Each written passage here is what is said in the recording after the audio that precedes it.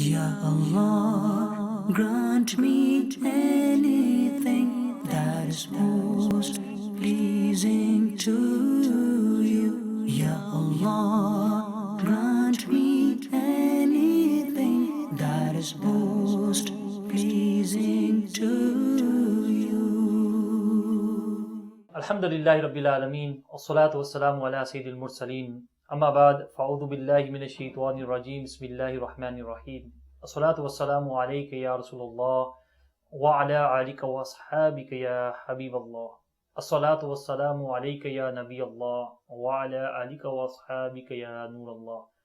My dear Islam brothers and viewers of Madani Channel, welcome to another episode of behavior issues. Today's topic you will all like, inshallah. Today's topic is behavior issues within a couple. So inshallah, before we go on to our topic, let's listen to a blessings of sending peace and blessings upon the best of mankind, the Holy Prophet sallallahu ta'ala wasallam. The Holy Prophet sallallahu ta'ala alayhi wasallam has said, whoever recites salat upon me 1,000 times a day, he will not die until he sees his place in Jannah. Sallu al Habib sallallahu ta'ala ala Muhammad sallallahu alaihi wasallam. So my dear Islam brothers and viewers of Madani Channel, to recite durood upon the Prophet sallallahu alaihi wasallam 1,000 times a day, it's not a big task.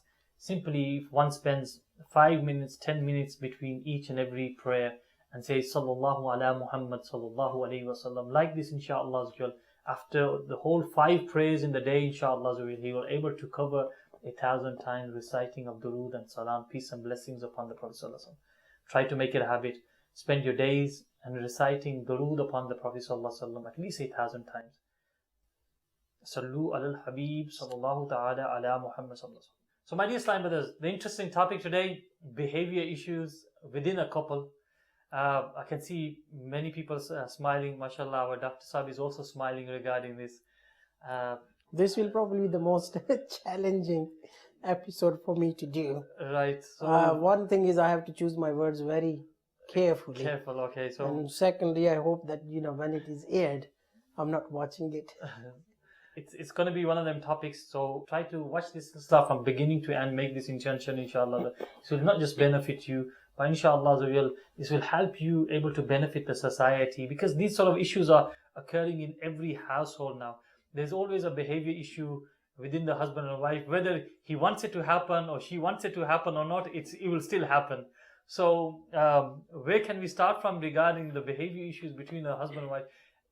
When the couple gets married, it's all sweet in most of the cases. I'm not saying in all cases. Sometimes some of these issues can start before marriage, but in most of the times, the first year of the married life, it's smooth.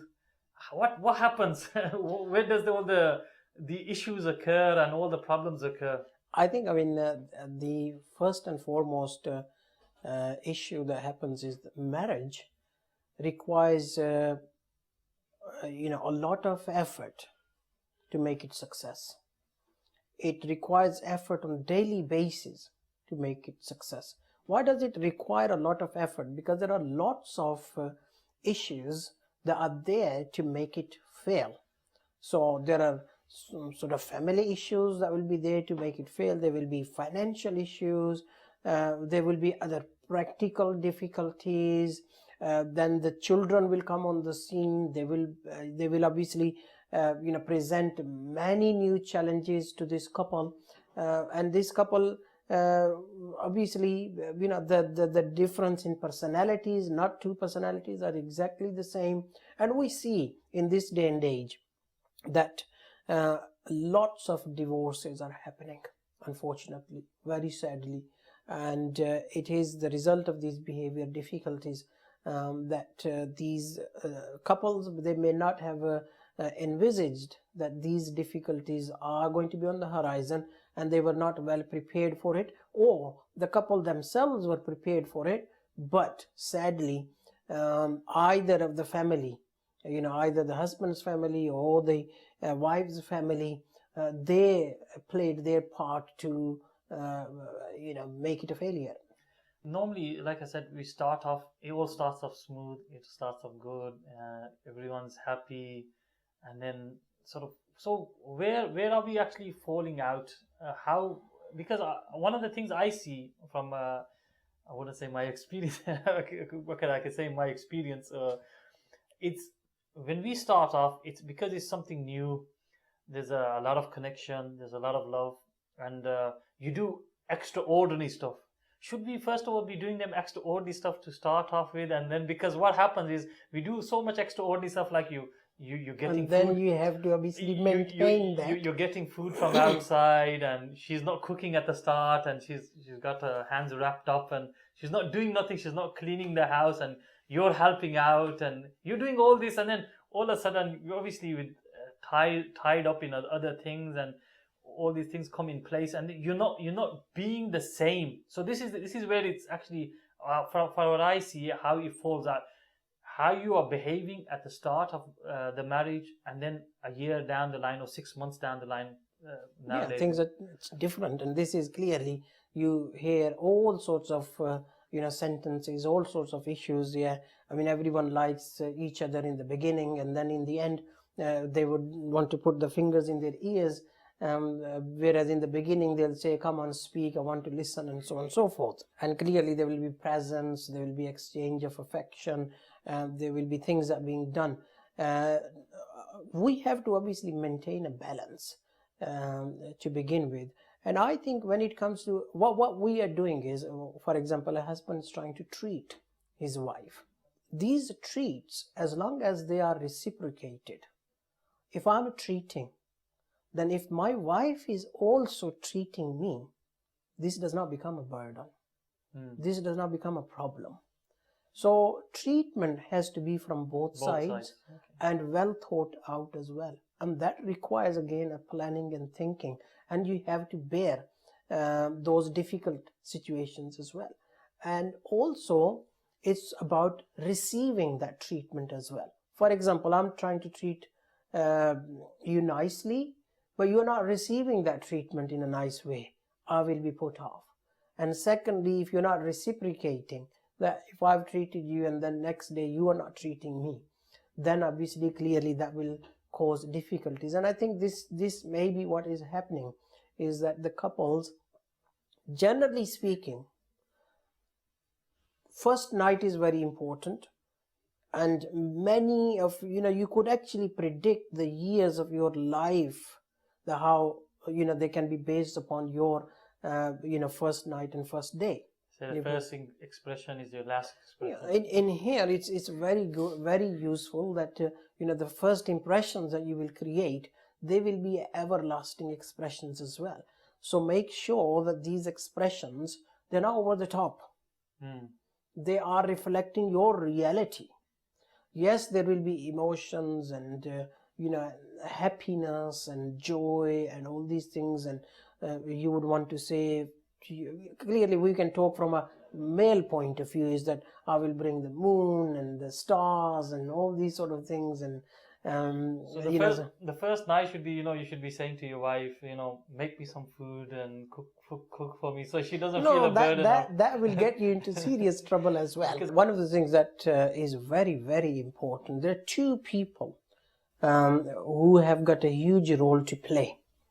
And I think out of these, the biggest role is of the mother of your wife, nanny of your children. Now, for the mothers, it's extremely important that they do the tarbiyat of their daughter, like it has been mentioned in the books. Now, she's not going to be made the tarbiyat that you are going to be a slave or something. That's not the teachings of Islam. Unfortunately, many of these cultural practices have been attached with the teachings of Islam. I condemn those. And no Muslim will actually condone any of these practices, that a wife is a slave of her husband. What the Quran says is that you are an authority figure for your wife, but if you are an authority figure, that actually places huge responsibility upon you, because on the day of judgment you will be questioned about how you used that authority. It is in essence exactly saying the same thing, like the parents are an authority figure over their children and they will be questioned on the day of judgment. Similarly, a husband is an authority figure in that way. And we have got beautiful life of the Holy Prophet sallallahu ta'ala alayhi wa wasallam, and in his life we know how much affection he showed towards the Ummahatul Mu'mineen. I mean, affections like, how many of us could imagine that if, for example, Bibi Aisha radiallahu ta'ala anha, she drank from the glass. And then where does the Prophet sallallahu alaihi wasallam drink from? From the same place where she radiallahu ta'ala drank.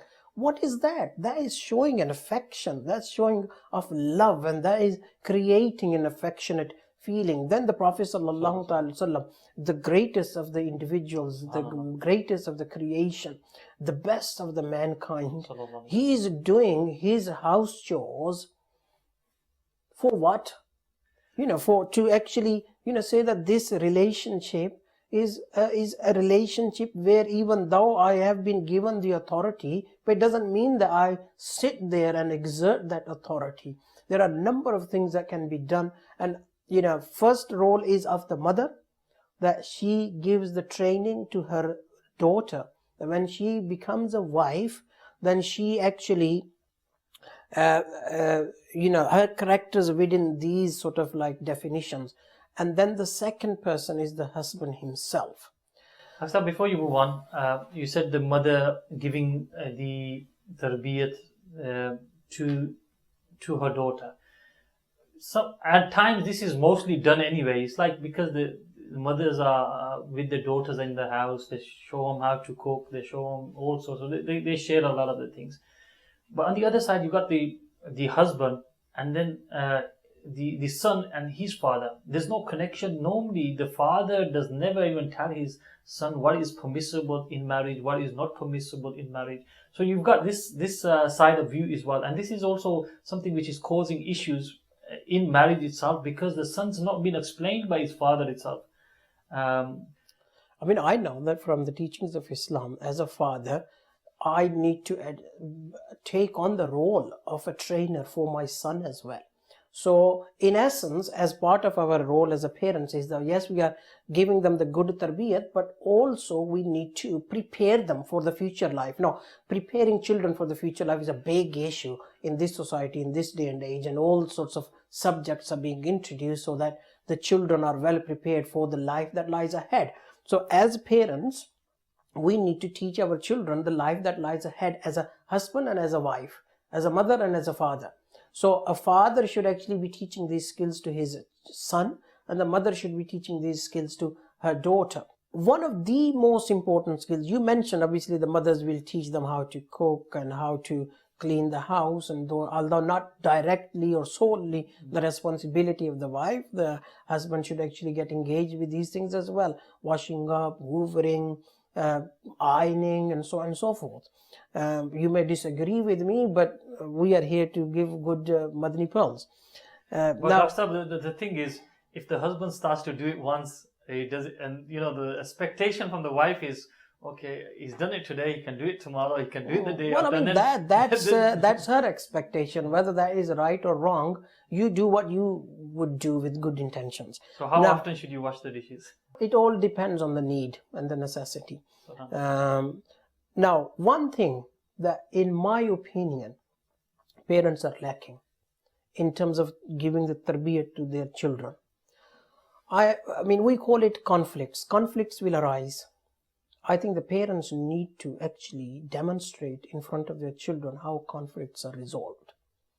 Sadly, many of our conflicts between a husband and a wife, they happen in front of the children. Children have seen that yes, a disagreement has happened and there's been a shouting, there's been disagreement and someone's crying. But when it comes to making up, resolving the disagreement, that happens out of sight. That needs to happen. Room, yes. That needs to, if first of all, try not to have that dispute. But I would say, have an artificial dispute. You could call it play fight. Play role. Play fight or play role. Yes.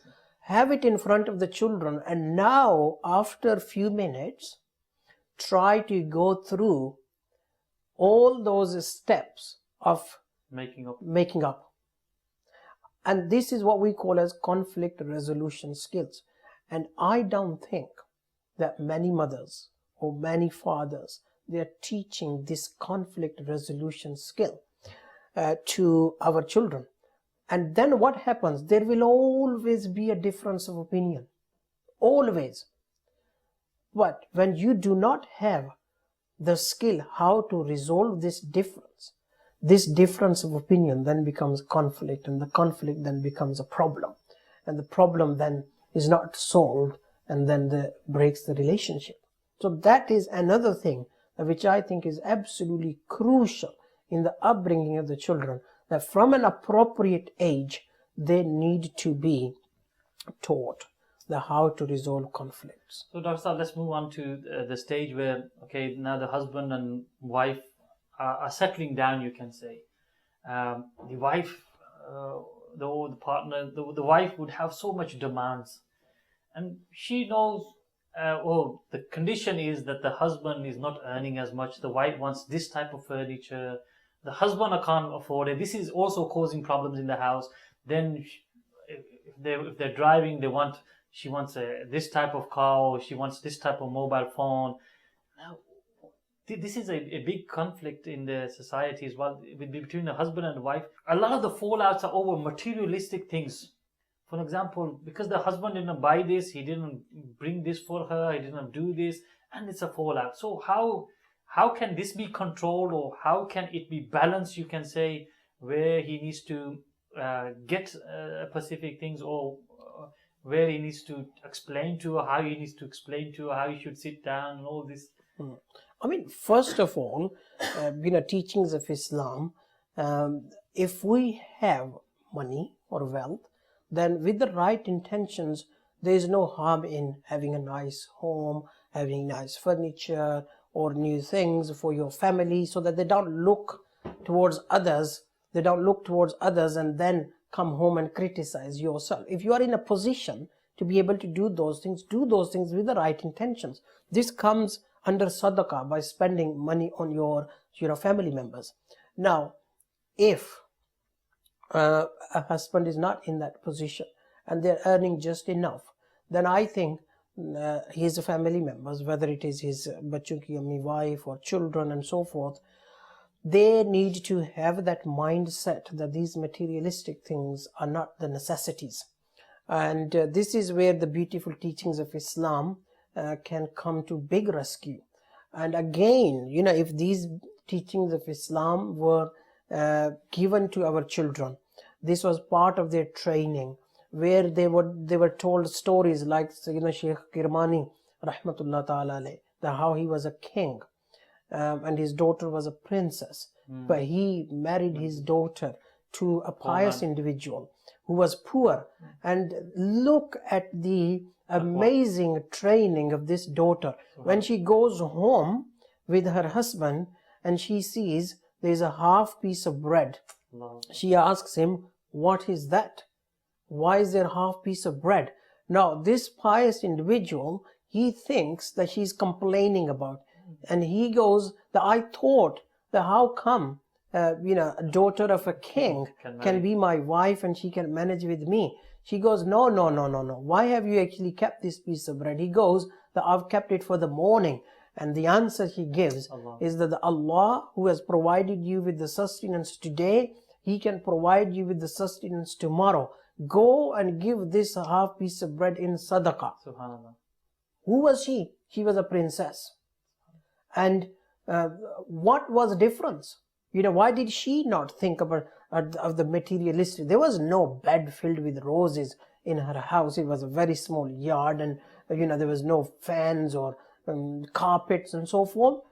She left all that, but it was that tarbiyat from the parents. So I would again say that the parents are coming, although we are discussing about the husband and wife, but we are looking into the root causes. It boils down to the tarbiyat of the parents. And yes, if parents have not been able to teach these skills to us, they may not have succeeded. They've tried, they've not succeeded. That's between them and Allah Azza wa Jal. Once I'm an adult, now that I'm in my home, I'm a husband or an Islamic sister who's a wife, now my life is in my hands. Now my actions are the ones that I will decide. The choice is mine. Now, even if I haven't had the religious knowledge, learn about these things. And I can tell you that these materialistic things, they do not give you the peace. They do not give you the tranquility. Just two point of views on this. One is materialistic things. Say for example, husband can't afford. He can't purchase that. He can't buy that. There is obviously a difference in him explaining to the wife and then her reaction not accepting it as well. So how can it be done? How should the husband explain to her, and how should she if her reaction is negative, how should the husband deal with this? Clearly, this is now the role of a husband as an authority figure, the authority that has been given. The role of the husband is he should begin to understand the mindset of his wife. How does she think?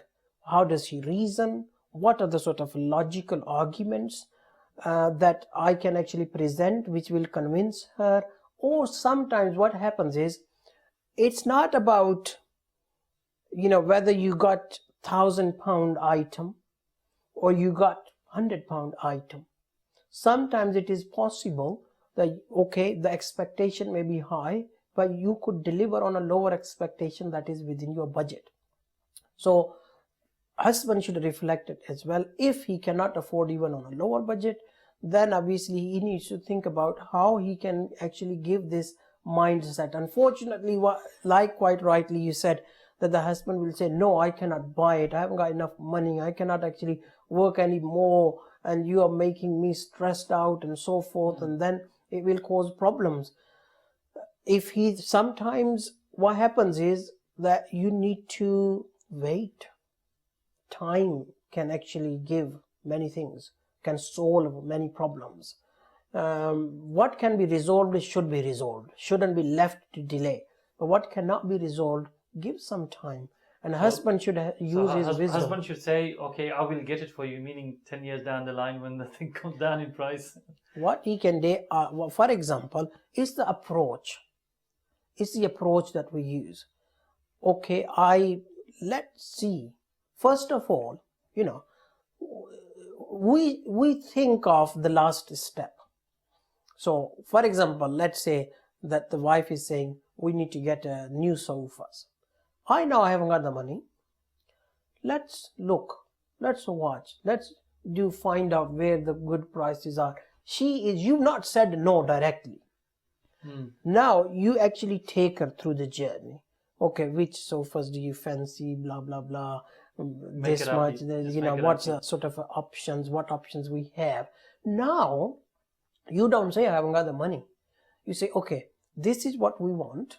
I really like that, and I would like to have that in our house. So let's look at our situation. This is the situation we are in. How do you think we can actually buy this? Your wife could come up with a solution. Okay. She could come up with a solution. And sometimes obviously she might just turn around and say, no, my problem, you're the one who's bringing the money. Well, clearly that will be wrong then in that case, and this is what the wife will be at fault, and she is the one who has to change her mentality. But what I'm saying is there are so many areas where we can use different approaches. Unfortunately, what happens, I'm to be blamed for this to an extent as well. Wife says do this, no, we can't do it, but 2 minutes down the line you'll be doing the same thing. But why did you say no in the beginning? It's just that mentality. Probably Shaitan is there to actually create the fight between the two of us, and suddenly it comes into our mind, no. Get rid of this no. Take time. Let me think. You could say no 5 minutes later down the line, which will be accepted. But that no you said immediately will not be accepted. Mm-hmm. So Dr. Saab, we've learned, okay, I know I was trying to share the problems from the wife's side. Maybe there are problems from the husband's side as well, where he's at fault, or because of this there are problems in the house. What sort of problems would it be from the husband side? I think, from my professional experience, one of the issues what we call as domestic violence. There's been a series of there's been an episode of domestic violence in another silsila on Madani Channel, Mental Health Matters. But this could be an issue as well. Talking purely from cultural point of view, not from a religious point of view, there is this cultural mentality that wife is like जैसे उर्दू में बोलते हैं ना पाँव की जूती. That mentality very sadly still exists in this day and age, even here in UK, even in the British society as well, which is completely against the teachings of Islam. But because a Muslim is doing it, who gets blamed? The religion. So one of the things that, as Muslims, Islamic brothers, we need to actually stop that. So this paon ki juti mentality then gives rise to domestic violence, aggression, aggressive behavior, not being able to control your temperament. And wife, in most cases, unfortunately, is an easy target. You are more masculine, you are more powerful, you are physically more stronger than her, and you then abuse this authority. And bear in mind, obviously, whoever abuses this authority, there is a huge responsibility that comes with this authority. No one realizes that responsibility. They only look at the power and the authority. So one of the issues is from a husband's side is that they cannot control their emotions.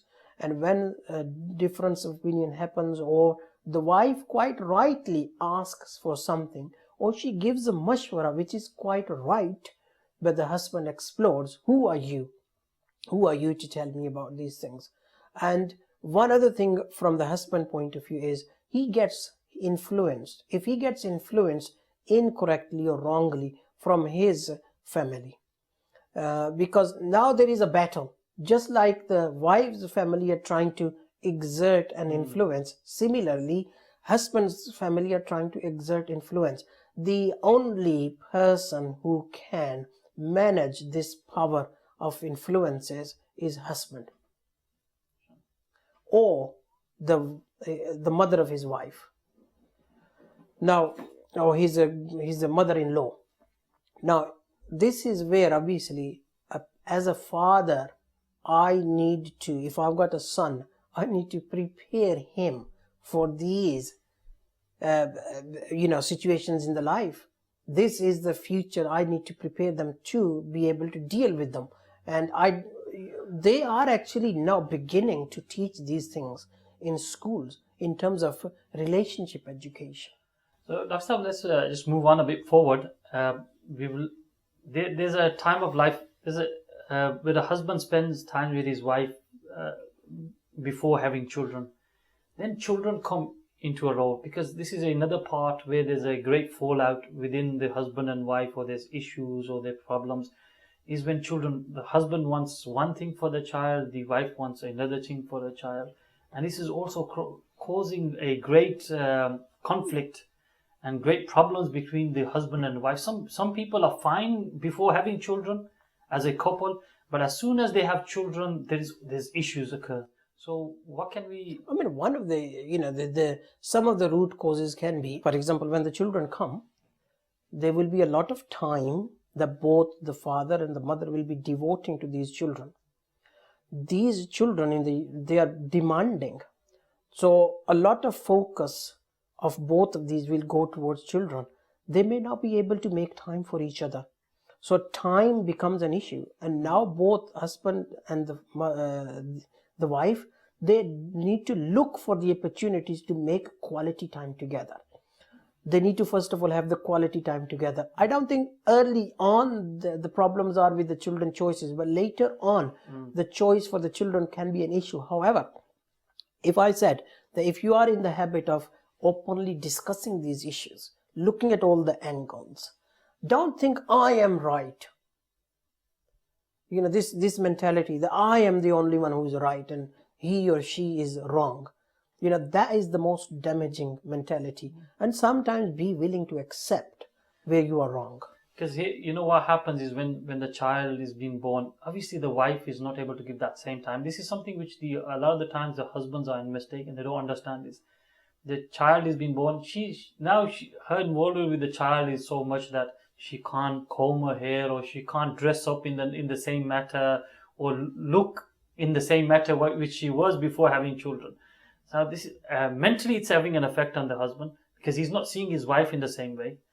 And I mean, I would say it doesn't require too much of a time. If it takes 10-15 minutes, this is something that will actually promote the affection between the couple. And I think this is where the wife needs to take that step. Most of the time, it doesn't take too long, 10-15 minutes, but make sure making an effort at least few days a week when the husband's coming back from work, and being in a presentable form, and being there for her. It's only that 1 minute or 2 minutes, or your effort of 10 minutes every few times a week, not even every day, is something that can make a big difference. we couldn't cover much, but the little which we covered, try to take lessons from these words of wisdom, or these Madani pearls, alhamdulillah. This can help us to save our homes, especially the relationship between a husband and wife.